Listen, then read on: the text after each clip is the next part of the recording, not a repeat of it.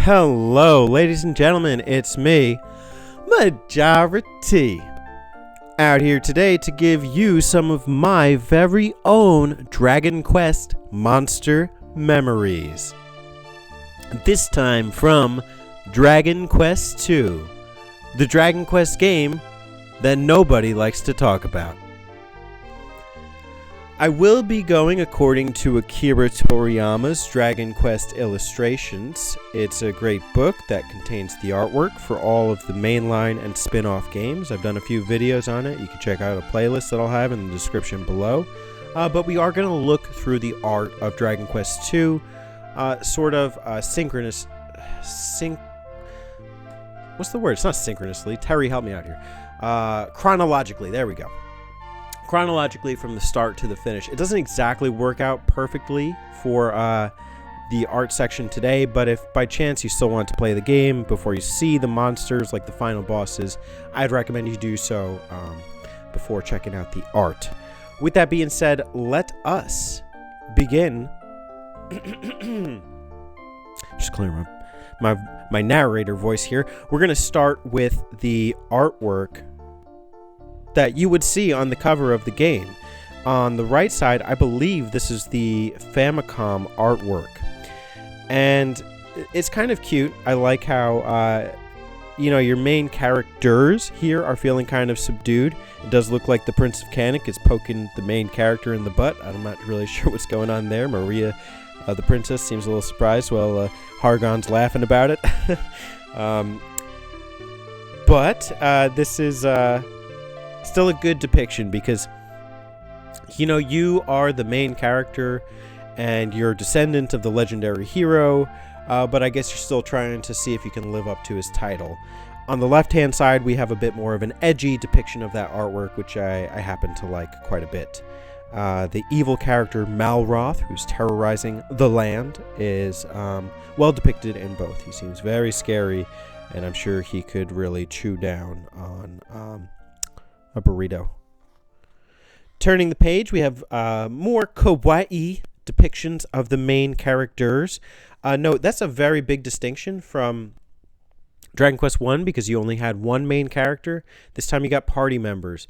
And this is what I mean, although, you're playing as the Prince of Middenhall, it's still interesting that your party as a whole seems relatively weak by comparison to other main heroes that you've played as. You really do get that sense you need every single party member. Two odd things to point out here. One is, I'm not sure why, but in this section of the book, they included monsters from other games that were not in Dragon Quest II. So, like, on the right, you'll see, like, the Boonicorn, the bunny unicorn. I'm not sure why that's here. That wasn't in this game. You'll also see that kind of, like, robed figure. I don't know what's going on with him, why he was in this game, in this picture either. On the left-hand side, I'm just not sure. I really do like these sprite-looking artworks. I'm just not sure what's going on with Kane, the Prince of Canic. Why is he depicted as a Robin Hood fox? Does anyone know?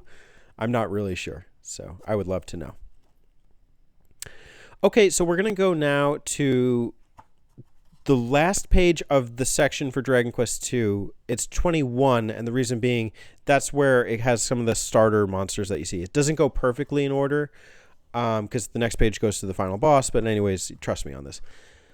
Okay, as I was pointing out with the artwork before, there's a couple monsters here that are not from Dragon Quest II. I'll point them out to you.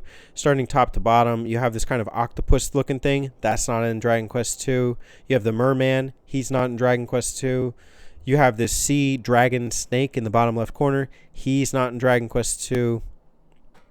Oh, and also in the top middle of the page, I don't think I saw one mimic chest in Dragon Quest II. Notable monsters here that I fought or remembered are the gas in the top left corner, the cobra in the bottom middle of the page, and the orc king, and the gold orc in the bottom right corner. You only get the depiction of the main orc, but... The gas was interesting because only my main character really seemed to do any significant damage to it, and it cast annoying status spells on me in any cave that I was in. So that was always a priority for me, was take out the gas. call National Grid. Something's wrong with the gas. So that was interesting. The cobras always seem to inflict poison status on me, so I would try and get them done first. Although poison was not a big deal in this game. And then the orcs. The orcs were really formidable and I don't know how to say it. They were well adjusted to your kind of level as you were progressing through the game. I remember the gold orcs being like a real hefty monster to take out. So those are a couple memorable ones. On the right, we have a couple interesting monsters here. None that were so stand out, although I do like the art style of like the gremlin, the vampirus, the gargoyle, even the hunters. I do like those things. They look terrifying. But don't underestimate them. But what I wanted to call your attention to was how there's kind of a similar style to a lot of the pertinent monsters here. You'll notice like the sorcerer has this bat-looking thing, this evil bat-looking thing on his chest.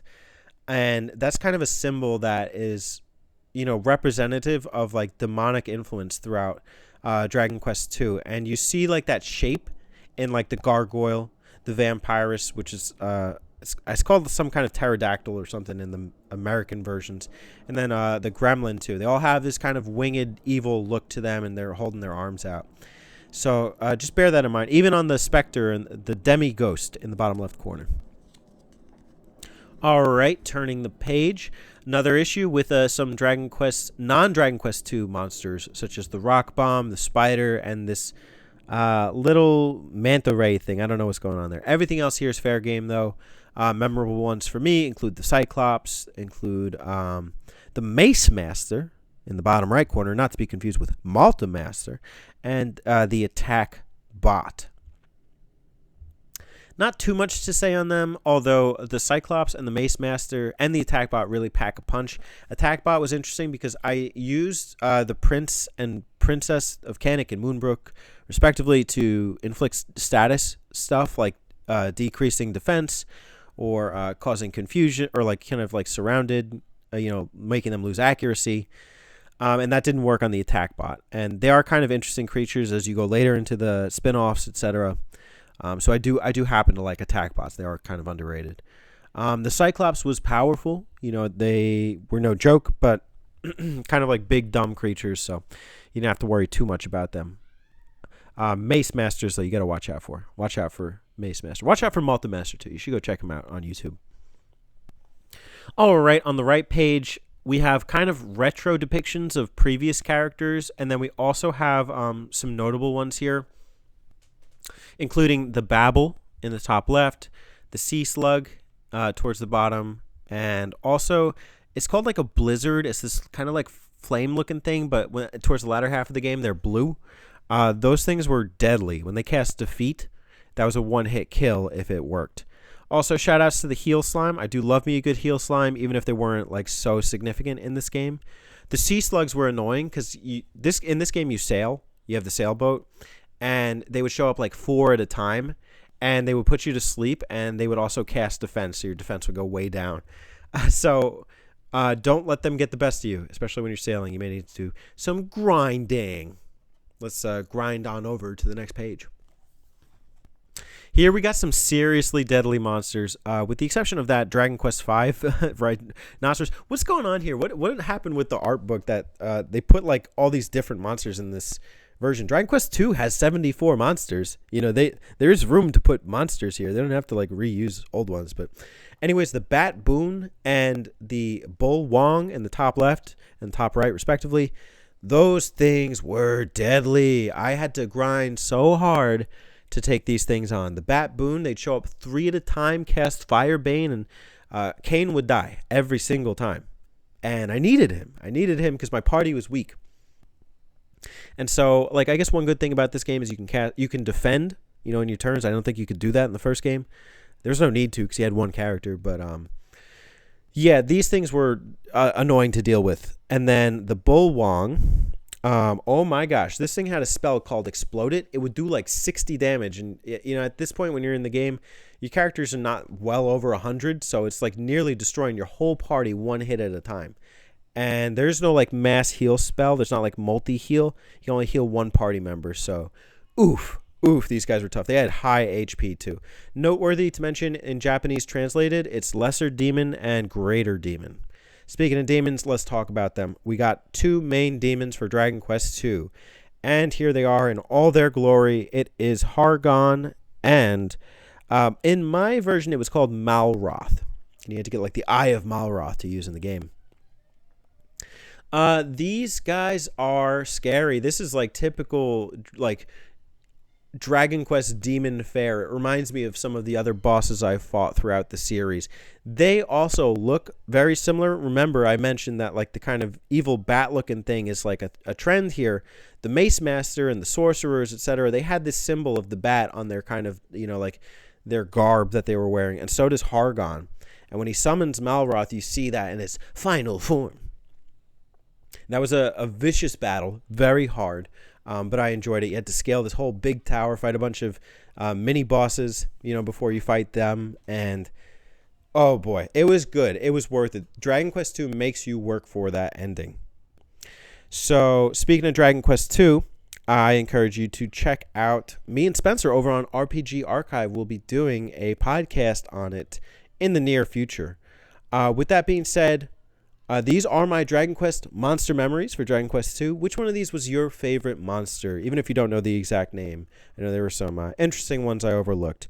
Thanks for watching. I'll see you with more monster memories to come.